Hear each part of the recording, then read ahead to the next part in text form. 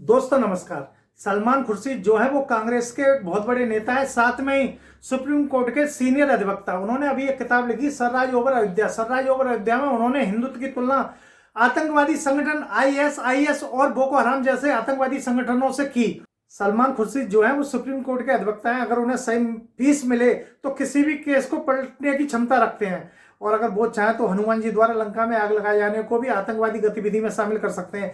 अगर वो चाहे तो रावण द्वारा सीता जी के हरण को भी उचित ठहरा सकते हैं। यदि वो चाहे तो भारत के साधु संतों को भी वो लादेन से तुलना कर सकते हैं। यदि वो चाहे तो राम द्वारा रावण को मारे जाने पर 302 का मुकदमा चला सकते हैं। वो सीनियर अधिवक्ता हैं। वो चाहे तो सूरज को निकलने पर भी केस ठोक सकते हैं, क्योंकि सूरज जो निकलता है वो भगवा रंग लेके निकलता है। तो 4 लाइन पढ़ता हूं कि जब जब तब होता इस धरती पर तब राम राज्य कहलाता था।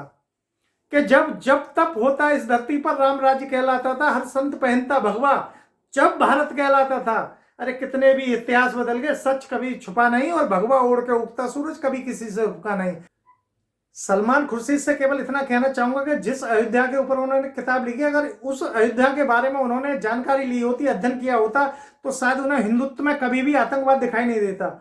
साहब अगर वो हिंदुत्व में आतंकवाद मानते हैं तो मैं कहता हूं कि ऐसा आतंकवाद कहां मिलेगा जहां पे माता पिता के वचन की खातिर भगवान राम पूरा अयोध्या का सिंहासन छोड़ के वनवास चले जाते हैं। सब ऐसा आतंकवाद कहां मिलेगा। जब भरत को ये पता चलता है कि मेरे भाई वनवास चले गए, तो वो सिंहासन को त्याग कर भगवान के चरणों में जाके लेट जाते हैं, माफी मांगते हैं कि आप चलिए सिंहासन लीजिए। जब भगवान राम उससे बने कर देते हैं तो उनकी चरण पाद का लाकर सिंहासन पर रखकर वो जब तक राज्य करते हैं, राज्य को राज्य नहीं करते बल्कि राज्य की देखभाल करते हैं। और जब भगवान राम वापस आ जाते हैं उसके बाद उन्हें सिंहासन उनको दे देते हैं।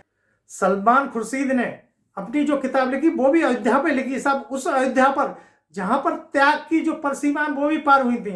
भगवान राम जो थे केवल माता पिता की वचन के खातिर अयोध्या को छोड़ के चले गए। जब अयोध्या को छोड़ के गए तो उनके भाई ने सिंहासन को ठुकरा दिया, यानी भरत ने सिंहासन को ठुकराया, वो भगवान राम के पैरों में जाके गिर गए।